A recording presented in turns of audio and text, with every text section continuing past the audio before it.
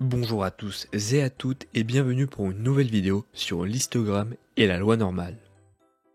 Dans cette vidéo, nous allons répondre à deux questions. Comment construire un histogramme et qu'est-ce que la loi normale? Commençons par la première question. Comment construire un histogramme? Alors avant de voir la réponse à ces questions, nous allons d'abord définir ce qu'est un histogramme. Un histogramme est une représentation graphique d'une variable quantitative, dont le but est de visualiser la distribution d'un ensemble de données. Voici l'exemple d'un histogramme. Ici, nous avons la distribution des notes à un contrôle de maths. L'axe horizontal représente la variable quantitative, ici les notes. Et l'axe vertical représente les fréquences ou les fréquences en pourcentage. Donc, vous avez compris que pour construire un histogramme, il nous faudra créer un tableau de fréquences. Chaque barre de l'histogramme représente une intervalle de classe avec une fréquence associée. Par exemple, la première barre qui a une intervalle de classe 1 et 5 a 5 fréquences. C'est-à-dire qu'il y a donc 5 personnes qui ont une note entre 1 et 5. Et cela est pareil pour chaque barre de l'histogramme. Maintenant que vous savez ce qu'est un histogramme, nous allons créer notre propre histogramme. Voici les notes d'une classe de 20 élèves. Pour créer un histogramme à partir de ces notes, il nous faut d'abord créer un tableau de fréquences.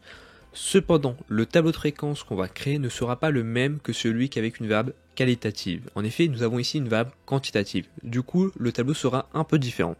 Avec une variable qualitative, nous associons à chaque catégorie une fréquence. Ici, l'idée est la même, cependant, au lieu d'utiliser une catégorie, nous allons utiliser une intervalle de classe. Voici notre premier intervalle de classe 0, 2, avec les deux bornes qui sont incluses. C'est-à-dire que l'intervalle de classe comprend toutes les valeurs qui sont entre 0 et 2. Cela peut être 0, 0,2, 0,5, 0,98, 1,2, 1,5, etc.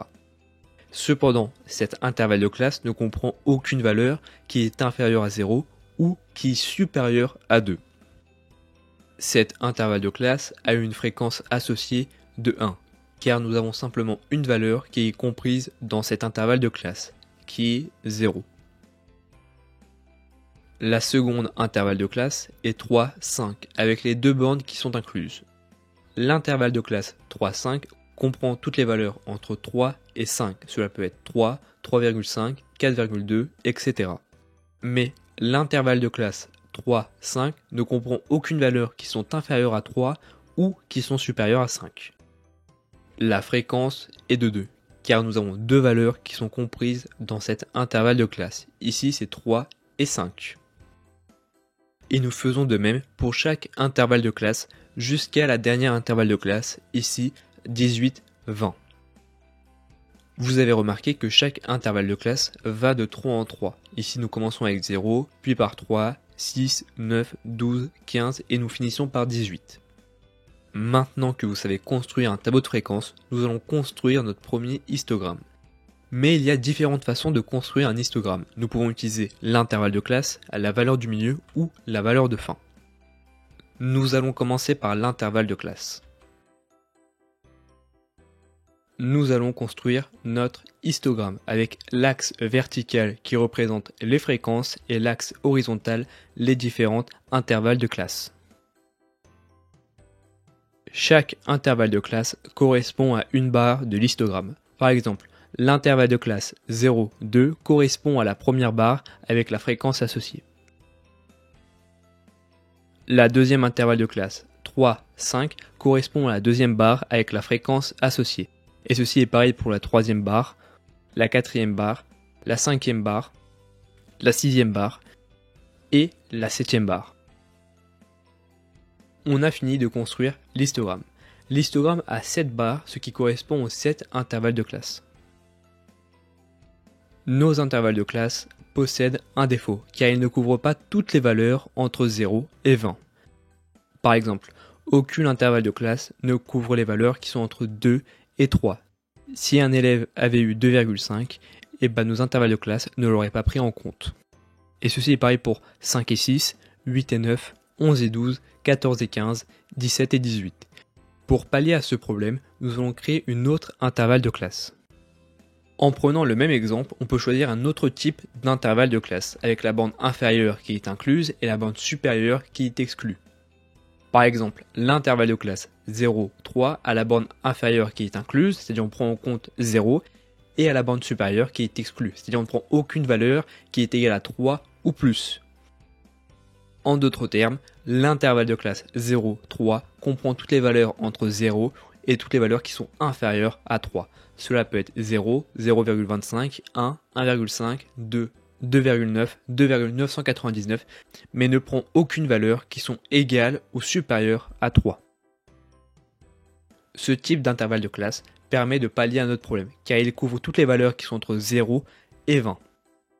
Pour faire un histogramme avec ce type d'intervalle de classe, la méthode est exactement la même. Maintenant que vous savez créer un histogramme avec l'intervalle de classe, on va apprendre à créer un histogramme avec la valeur du milieu. La valeur du milieu d'une intervalle de classe permet de simplifier un histogramme. Par exemple, la valeur du milieu de l'intervalle de classe 0, 2 est égale à 1, car on additionne les deux bornes, donc 0 plus 2, qu'on va diviser par 2, ce qui nous fait bien 1.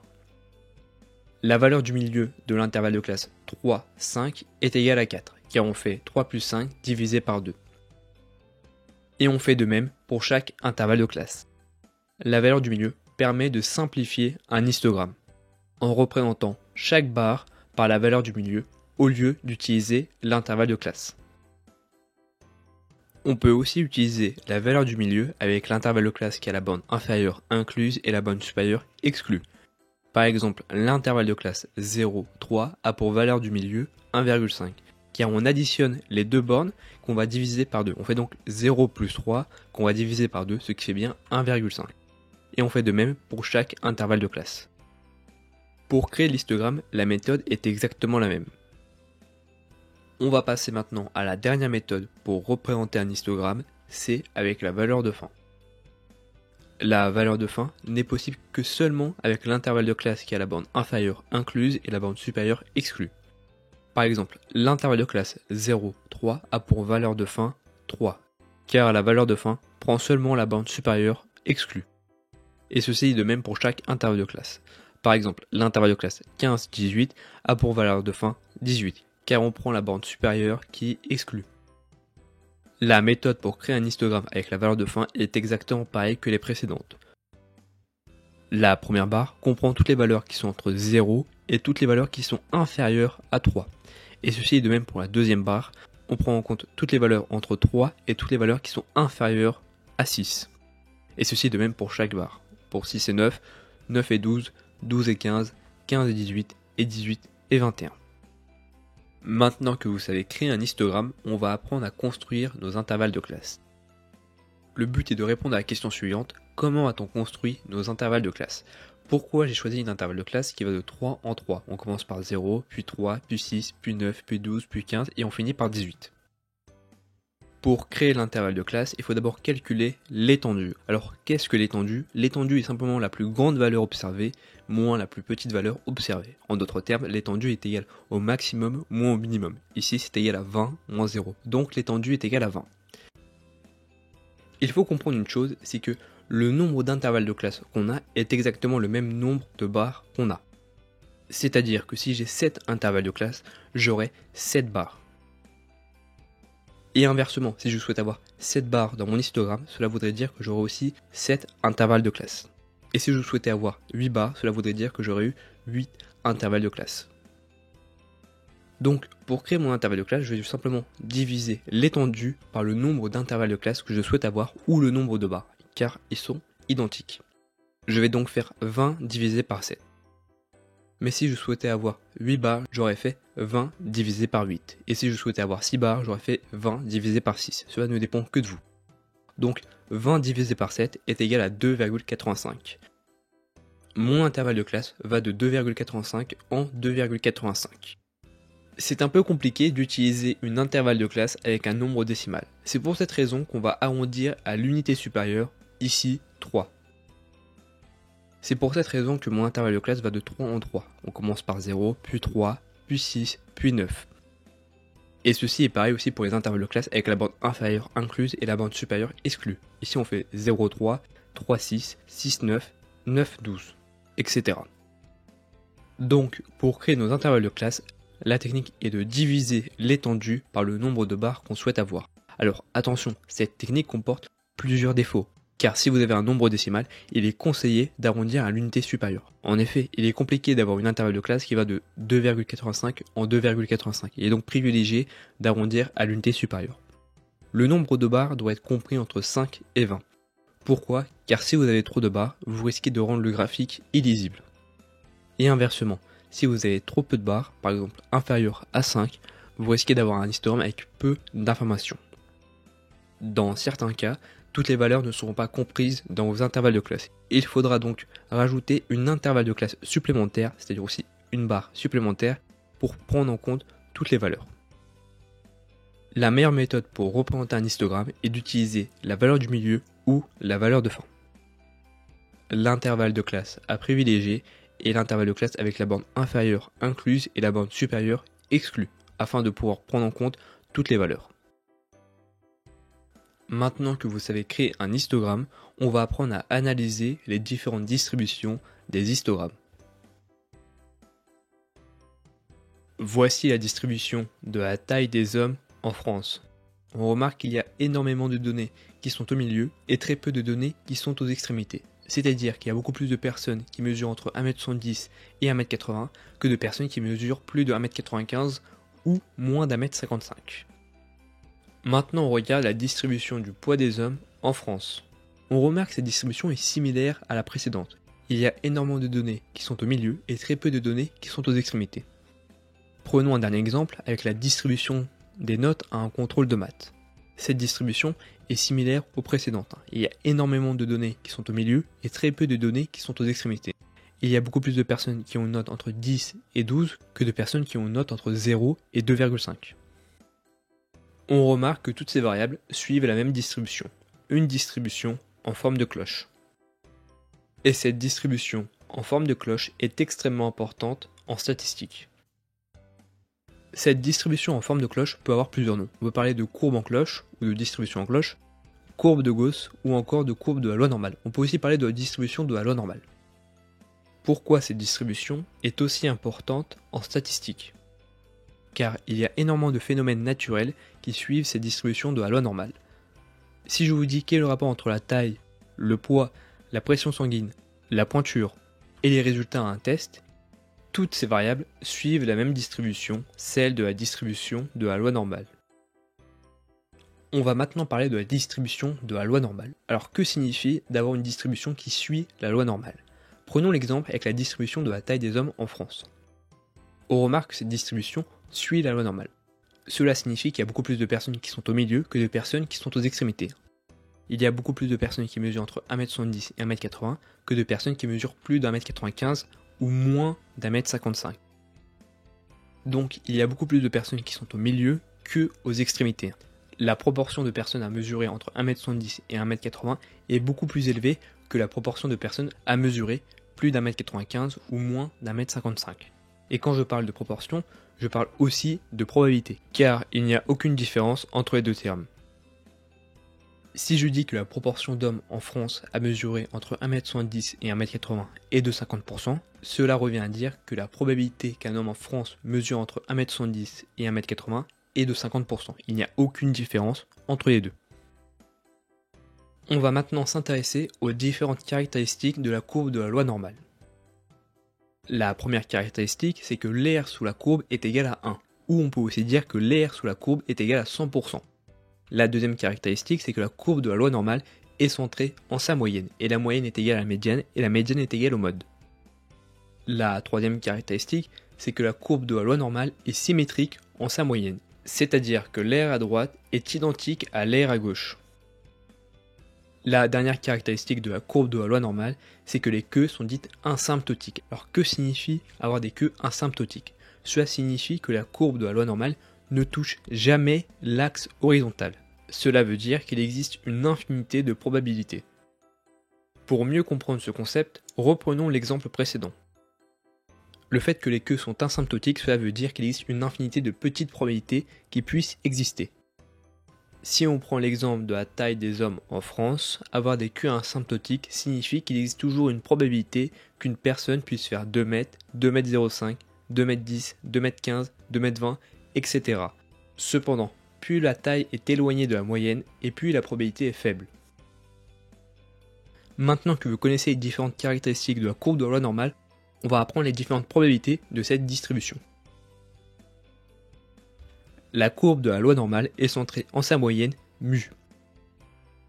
La probabilité d'avoir une valeur qui soit entre la moyenne et la moyenne plus un écart type est égale à 34,1%. Ou autrement dit, la proportion de valeurs entre la moyenne et la moyenne plus un écart type est égale à 34,1%. Si on reprend l'exemple précédent avec la distribution de la taille des hommes en France, qui a pour moyenne 175 cm et un écart type de 6 cm, on va donc prendre l'intervalle 75 et 175 plus 6 cm. On a donc un intervalle de 175 et 180 cm. Cela signifie que la proportion d'hommes en France à mesurer entre 175 cm et 181 cm est de 34,1%. Ou autrement dit, la probabilité qu'un homme en France mesure entre 75 cm et 180 cm est de 34,1%. Et comme la distribution normale est symétrique, la proportion de valeurs entre la moyenne et la moyenne moins un écart type est égale à 34,1%. Avec l'exemple précédent, cela revient à avoir un intervalle de 175 cm moins 6 cm et 175 cm. En d'autres termes, avoir un intervalle de 169 cm et 175 cm. Cela signifie que la proportion d'hommes en France à mesurer entre 169 cm et 175 cm est égale à 34,1%. Ou on peut aussi dire que la probabilité qu'un homme en France mesure entre 169 cm et 175 cm est de 34,1%. Cela signifie que la proportion de valeurs entre la moyenne moins un écart type et la moyenne plus un écart type est égale à 34,1% plus 34,1%. Cela signifie que la probabilité qu'une valeur soit entre la moyenne moins un écart type et la moyenne plus un écart type est égale à 68,2%. Avec l'exemple précédent, cela revient à avoir un intervalle de 169 cm et 181 cm. Cela signifie que la proportion d'hommes en France à mesurer entre 169 cm et 181 cm est de 68,2%. Ou autrement dit, la probabilité qu'un homme en France mesure entre 169 cm et 180 cm est de 68,2%. La probabilité d'avoir une valeur entre deux écarts types et un écart type est égale à 13,6%. Cela revient à dire que la proportion de valeurs entre la moyenne plus un écart type et la moyenne plus deux écarts types est égale à 13,6%.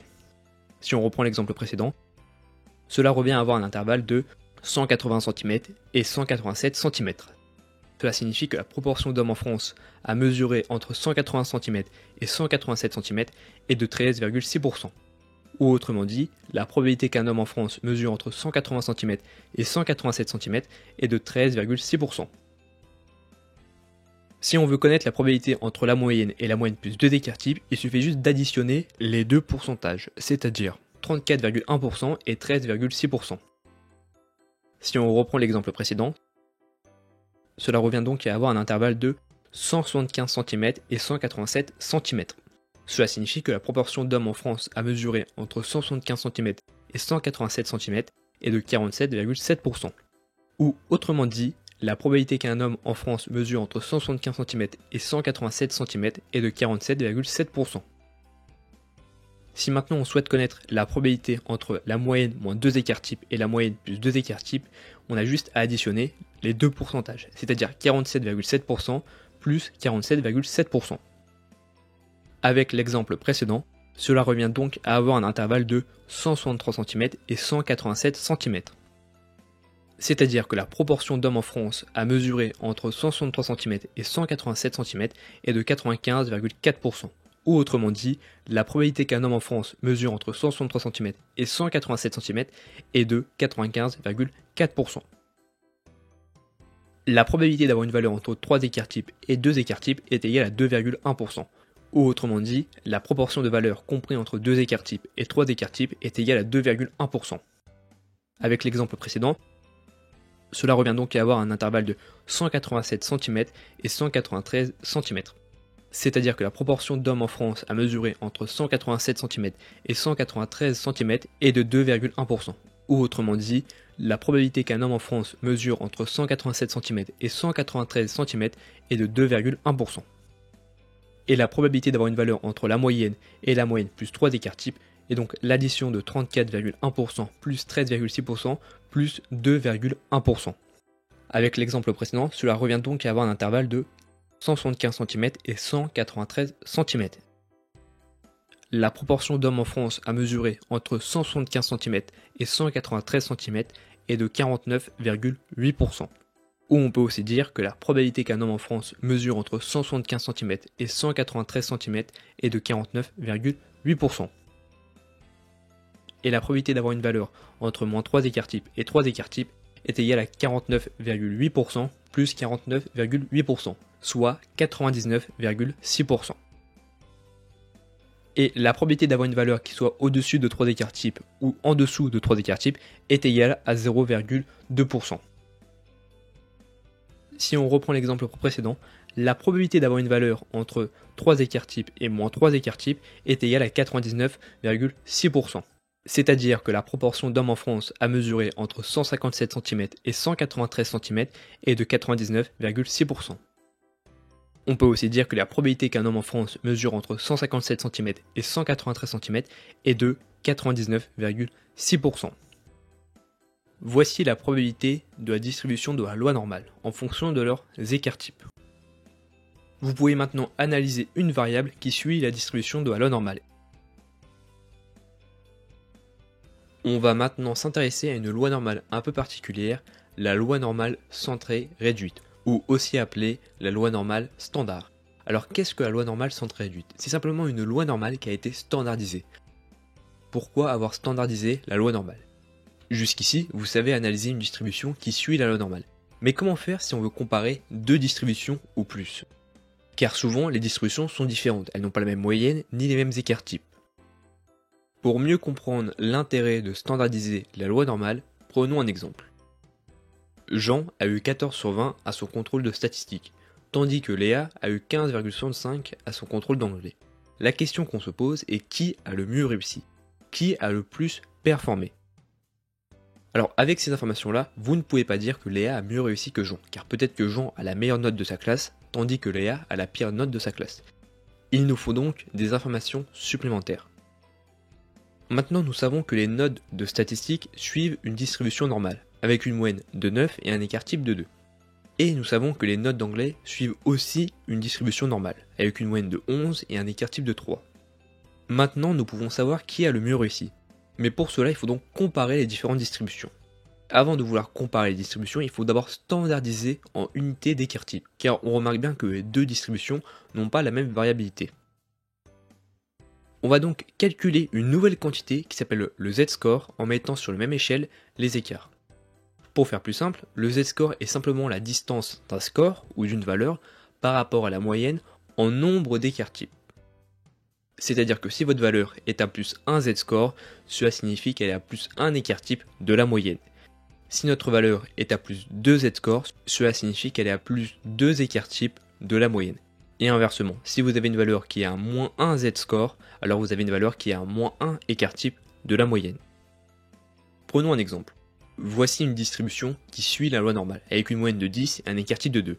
Et nous avons une valeur de 12. Quel est le z-score de 12? Pour connaître le z-score, nous faisons la distance d'une valeur, ici 12, par rapport à la moyenne. Ici donc 10. Nous faisons donc 12 moins 10. Et le z-score est calculé en nombre d'écarts types. On va donc diviser par son écart type 2. Le z-score est égal à plus 1. Cela signifie que la valeur observée est à plus 1 z-score de la moyenne. Ou autrement dit, la valeur observée est à plus 1 écart type de la moyenne. La formule du z-score est simplement x moins x bar divisé par s. X est la valeur observée, x bar est la moyenne, et s est l'écart type. On va maintenant transformer une distribution qui suit la loi normale en une loi normale centrée réduite. Voici distribution des notes à un contrôle de statistiques, celle de Jean, avec pour moyenne 9 et un écart type de 2. Et voici à droite la loi normale centrée réduite, qui a exactement les mêmes caractéristiques que la loi normale. Pour transformer une distribution qui suit la loi normale en une loi normale centrée réduite, nous avons besoin de calculer le z-score. Commençons d'abord par la distribution des notes à un contrôle de statistique. Nous savons que la loi normale est centrée en sa moyenne, ici donc 9. Nous savons que la moyenne plus 1 écart-type est égal à 11, plus 2 écart-types est égal à 13, et plus 3 écart-types est égal à 15. Et inversement, la moyenne moins 1 écart-type est égal à 7, moins 2 écart-types est égal à 5, et moins 3 écart-types est égal à 3. Donc nous avons les valeurs de notre distribution. Pour transformer cette distribution en une loi normale centrée réduite, nous avons besoin de calculer le z-score. Alors commençons par la première valeur, celle de la moyenne. Nous allons donc faire 9 moins 9 divisé par 2. Cela revient à un z-score de 0. Ce qui est tout à fait normal car la distance de la valeur 9 par rapport à la moyenne 9 est égale à 0. C'est-à-dire que la loi normale centrée réduite a pour moyenne 0. Maintenant prenons la valeur 11 qui a plus 1 écart-type de la moyenne. On fait donc 11 moins 9 divisé par 2, ce qui nous fait 1. Ce qui correspond à un z-score de 1. C'est-à-dire que la valeur 11 est à plus 1 z-score de la moyenne, ou autrement dit, à plus 1 écart-type de la moyenne en fonction de sa distribution. Maintenant avec 2 écart-types, nous faisons donc 13 moins 9 divisé par 2, ce qui nous fait un z-score de 2. Avec 3 écart-types, cela nous fait 15 moins 9 divisé par 2, ce qui nous fait 3. Avec la moyenne moins 1 écart-type, c'est-à-dire 7 moins 9 divisé par 2, cela revient à avoir un z-score de moins 1. Avec moins 2 écart-types, on fait donc 5 moins 9 divisé par 2, cela nous donne un z-score de moins 2. Et moins 3 écart-types, cela fait 3 moins 9 divisé par 2 est égal à moins 3. Chaque distribution qui suit une loi normale peut être transformée en une loi normale centrée réduite. Pour chaque distribution qui a été transformée en une loi normale centrée réduite, la distribution est la même. La moyenne est égale à 0 et l'écart-type est égal à 1. Les caractéristiques de la loi normale centrée réduite sont exactement les mêmes que celles de la loi normale. Donc, avec la loi normale centrée réduite, on peut comparer différentes distributions, comme celle de Jean et celle de Léa. Et avec le z-score, nous pouvons savoir celui qui a le mieux réussi, celui qui a le plus performé en fonction de sa distribution. Alors, calculons le z-score de Léa. On fait donc 15,65 moins 11 divisé par 3, ce qui nous fait un z-score de 1,55. Le z-score de Jean est donc 15 moins 9 divisé par 2, ce qui nous fait 2,5. Le z-score de Léa se situe ici, tandis que le z-score de Jean se situe à 2,5. Donc, avec ces informations, nous savons la personne qui a le mieux réussi. La personne qui a le mieux réussi est donc la personne la plus éloignée de la moyenne. Mais pour mieux comprendre ce concept, on va calculer les différentes probabilités liées au z-score. Pour calculer les différentes probabilités, nous avons besoin de la table statistique du z-score. La première colonne sont les différentes unités du z-score, tandis que la première ligne sont les différents centièmes du z-score. Pour calculer un z-score de 1,12, nous commençons d'abord par la première colonne en allant à 1,1 et avec la première ligne, nous allons à 0,2 car il y a 0,02 centièmes dans le z-score et nous avons juste à rejoindre les deux valeurs. Ce qui nous fait 0,3686. Alors que signifie 0,3686 ? Cela signifie que la probabilité d'avoir une valeur entre 0 et 1,12 z-score est égale à 36,86%. Pour mieux comprendre, utilisons la courbe. Cela signifie que la proportion de valeurs compris entre 0 et 1,12 z-score est égale à 36,86%. Cela signifie donc que la proportion de valeurs entre 0 et 1,12 z-score est de 36,86%. Ou autrement dit, la probabilité d'avoir une valeur entre 0 et 1,12 z-score est de 36,86%. Alors quand on parle de z-score, on peut aussi parler d'écart-type. La probabilité d'avoir une valeur entre 0 écart-type et 1,12 écart-type est de 36,86%. Maintenant, si on souhaite savoir la probabilité d'avoir une valeur inférieure à 1,12 z-score. Alors nous savons déjà qu'entre 0 et 1,12, la probabilité est de 36,86%, mais quelle est la probabilité d'avoir une valeur qui est inférieure à 1,12 ? Pour cela, il faut donc calculer l'aire qui est à gauche. Comme nous savons que l'aire sur la courbe est égale à 100%, et que la loi normale centrée réduite est symétrique en 0, nous savons que l'aire à gauche est égale à 50%. Pour connaître la probabilité d'avoir une valeur inférieure à 1,12 z-score, il suffit juste d'additionner les deux probabilités. On fait donc 50% plus 36,86%, ce qui nous fait 86,86%. La probabilité d'avoir une valeur inférieure à 1,12 z-score est de 86,86%. Ou autrement dit, la proportion de valeurs inférieure à 1,12 z-score est de 86,86%.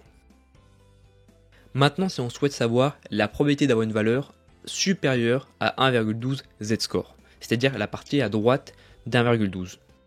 Pour cela, nous savons que l'air sur la courbe est égal à 100%, et nous savons que la probabilité d'avoir une valeur inférieure à 1,12 z-score est égale à 86,86%.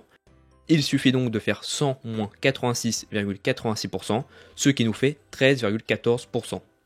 La probabilité d'avoir une valeur qui soit égale ou supérieure à 1,12 z-score est de 13,14%. Ou autrement dit, la proportion de valeurs qui soit égale ou supérieure à 1,12 z-score est de 13,14%. Maintenant que vous savez calculer la probabilité d'un z-score, nous allons pouvoir comparer les différents z-scores entre Léa et Jean. Nous savons que le z-score de Léa est égal à 1,55. On va donc aller à la ligne 1,5 et la colonne 0,05, ce qui nous fait 0,4394. C'est-à-dire que l'air entre 0 et 1,55 z-score est de 43,94%. Maintenant, calculons la probabilité du z-score de Jean. Nous savons que le z-score de Jean est égal à 2,5. Nous allons à la ligne 2,5 avec la colonne 0. Ce qui nous fait 0,4938.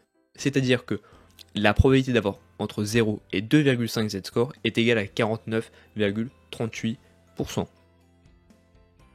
Mais pour mieux comprendre, utilisons la courbe. Le z-score de Léa est égal à 1,55. C'est-à-dire que la proportion de valeurs entre 0 et 1,55 z-score est de 43,94%. Et si on veut connaître la probabilité d'avoir une valeur inférieure à celle de Léa, c'est-à-dire inférieure à 1,55 z-score, il suffit donc d'additionner les deux probabilités, celle entre 0 et 1,55 et la partie à gauche. Nous faisons donc 50 plus 43,94, ce qui nous fait 93,94. La proportion de valeurs inférieure à 1,55 z-score est de 93,94%. Ou autrement dit, la probabilité d'avoir une valeur inférieure à 1,55 z-score est de 93,94%. Mais ça veut aussi dire que la probabilité d'avoir une valeur qui soit supérieure ou égale à 1,55 est égale à 6,06%. On a fait 100 moins 93,94. Donc Léa a bien performé en fonction de sa distribution. Elle se situe environ au 94e centile de sa distribution.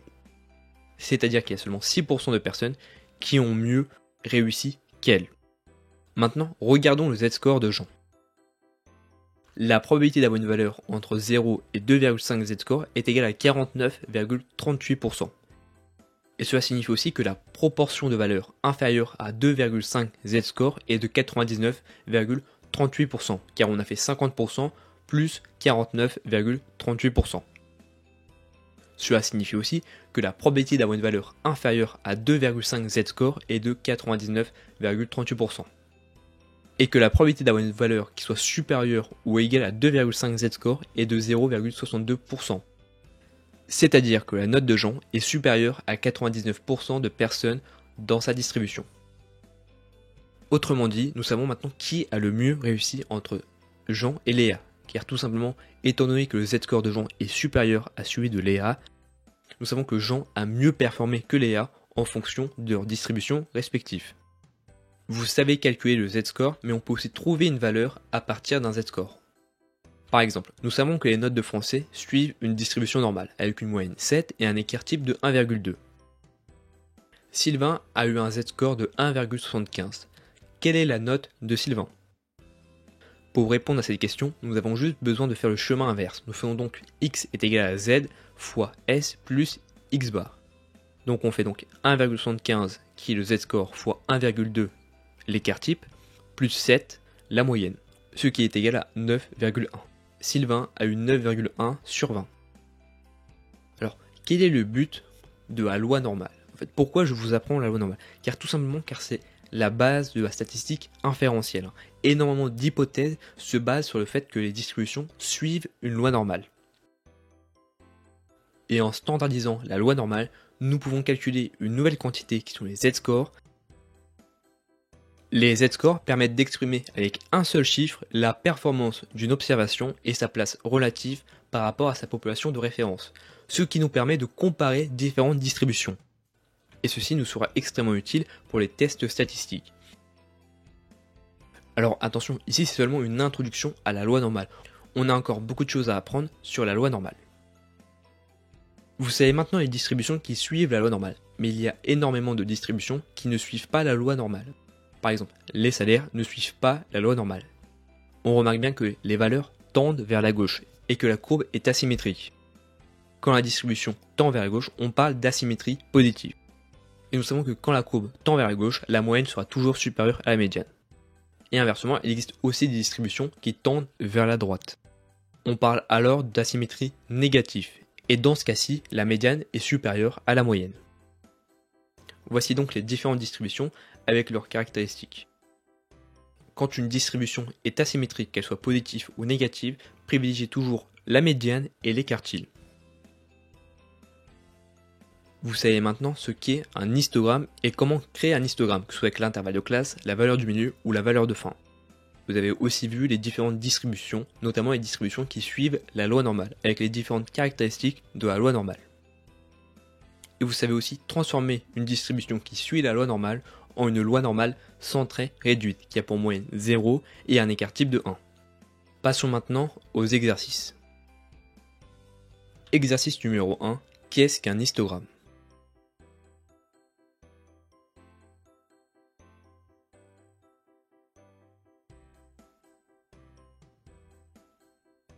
Un histogramme est une représentation graphique d'une variable quantitative, dont le but est de visualiser la distribution d'un ensemble de données. Exercice numéro 2, voici les salaires mensuels de 25 personnes. Vous devez créer un histogramme et quelles mesures peut-on utiliser pour analyser les données?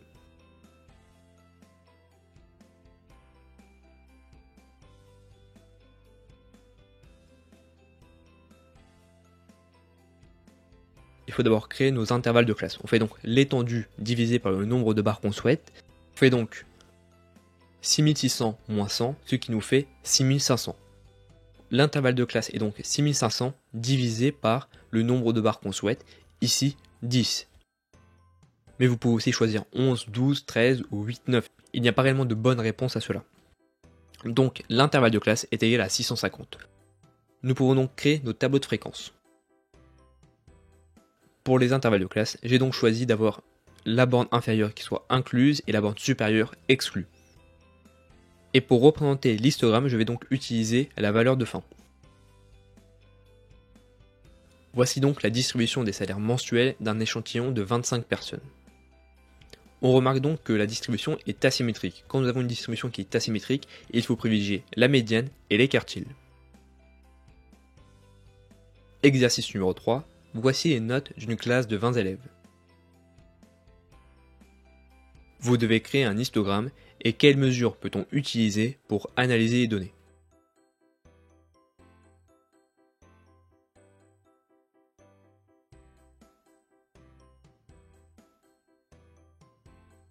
On va donc calculer les intervalles de classe, on fait donc l'étendue divisé par le nombre de barres. Ici, l'étendue est égale à 19 et le nombre de barres qu'on souhaite est égal à 5. Mais vous pouvez aussi choisir une autre valeur. Donc l'intervalle de classe est égal à 4, car on arrondit à l'unité supérieure. On va donc créer notre tableau de fréquences et on va représenter notre histogramme avec la valeur de fin. Voici la distribution des notes d'une classe de 20 élèves. On remarque que la distribution est symétrique, on peut donc utiliser la moyenne et l'écart type pour analyser les données. Exercice numéro 4. Voici la mortalité selon l'âge d'un échantillon de 30 personnes.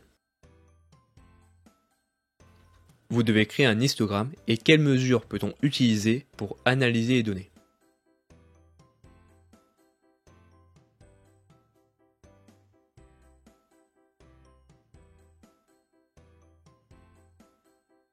On va donc calculer les intervalles de classe avec l'étendue divisée par le nombre de barres. On fait donc l'étendue 96 moins 1, ce qui nous fait une étendue de 95. On fait donc 95 divisé par 10 car nous souhaitons avoir 10 barres. Ce qui nous fait une intervalle de classe de 10 car on a arrondi à l'unité supérieure. Voici donc notre tableau de fréquence. On va représenter l'histogramme avec la valeur de fin. Voici la distribution de la mortalité selon l'âge. On remarque que la distribution est asymétrique, on va donc privilégier la médiane et les quartiles pour analyser ces données. Exercice numéro 5. Quelles sont les caractéristiques de la courbe de la loi normale?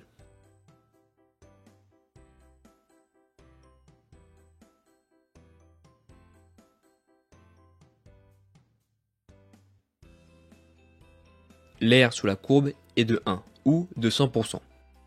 La courbe est centrée en sa moyenne mu.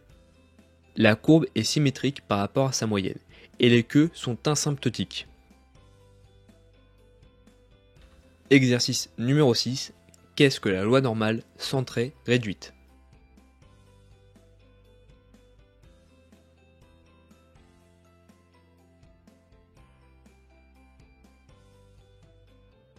La loi normale centrée réduite est une loi normale qui a été standardisée, dans le but de comparer différentes distributions. La loi normale centrée réduite est centrée en 0 et a pour écart-type 1. Exercice numéro 7. Qu'est-ce que le Z-score?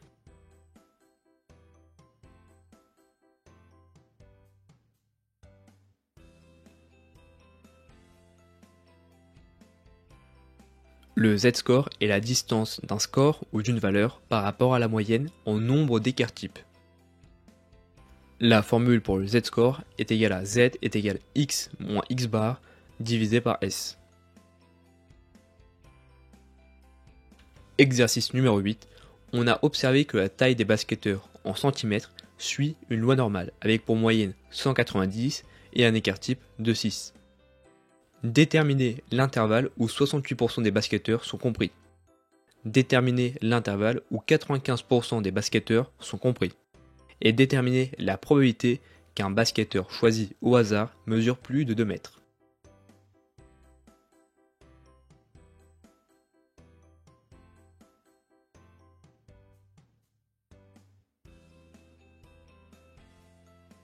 Donc, nous savons que la moyenne est égale à 190 et que l'écart-type est égal à 6. Et nous savons que 68% des valeurs sont compris entre moins 1 écart-type et 1 écart-type. C'est-à-dire que la proportion de basketteurs à mesurer entre 184 cm et 196 cm est de 68,2%. Et on peut aussi dire que la probabilité qu'un basketteur mesure entre 184 cm et 196 cm est de 68,2%. Passons maintenant à la deuxième question. Nous savons qu'entre moins 2 écart-types et 2 écart-types, 95% des valeurs sont compris. On fait donc 190 moins 12 et 190 plus 12. 95% des basketteurs sont compris entre 178 cm et 202 cm. La proportion de basketteurs à mesurer entre 178 cm et 202 cm est de 95,4%. Et cela veut aussi dire que la probabilité qu'un basketteur mesure entre 170 cm et 202 cm est de 95,4%. Maintenant, on cherche à déterminer la probabilité qu'un basketteur fasse plus de 2 mètres. On va donc calculer le Z-score. On fait donc 200 moins 190 divisé par l'écart-type 6, ce qui nous fait un Z-score de 1,67. Pour connaître la probabilité qu'un basketteur fasse plus de 2 mètres, nous avons besoin de la table statistique. Nous allons donc à la ligne 1,6 et à la colonne 0,07. C'est-à-dire qu'entre 0 et 1,67 Z-score, 45,25% des valeurs sont compris. On va donc calculer la probabilité d'avoir une valeur qui est inférieure à 1,67. On va donc additionner les deux probabilités, donc 50 plus 45,25, ce qui nous fait 95,25. C'est-à-dire que la probabilité d'avoir une valeur qui soit inférieure à 1,67 est égale à 95,25%. Et avec ceci, nous pouvons donc mesurer la probabilité d'avoir une valeur qui est égale à 1,67, ou autrement dit, d'avoir un basketteur qui fasse plus de 2 mètres. On fait donc 100 moins 95,25, ce qui nous fait 4,75. La probabilité qu'un basketteur mesure plus de 2 mètres est de 4,75%. Exercice numéro 9, les notes de technologie suivent une distribution normale, avec pour moyenne 11 et un écart type de 2. Pierre a un Z-score de moins 0,5. Quelle est la note de Pierre et déterminer le pourcentage de personnes qui ont une note supérieure à Pierre.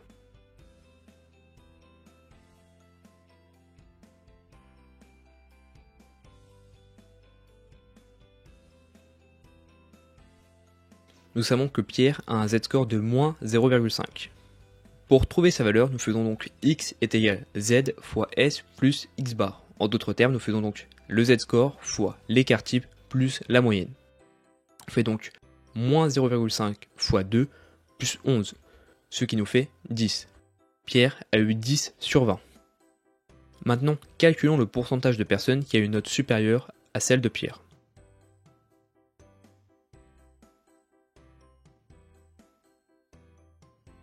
Nous savons que 19,15% des valeurs sont comprises entre moins 0,5 et 0.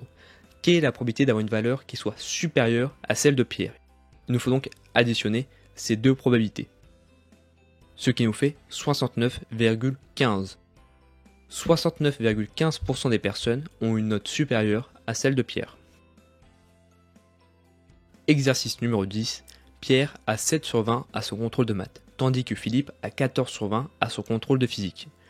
Les notes de maths suivent une distribution normale avec pour moyenne 5 et un écart type de 1. Et les notes de physique suivent aussi une distribution normale avec pour moyenne 10 et un écart type de 3. Qui a le mieux réussi, c'est-à-dire qui a le plus performé?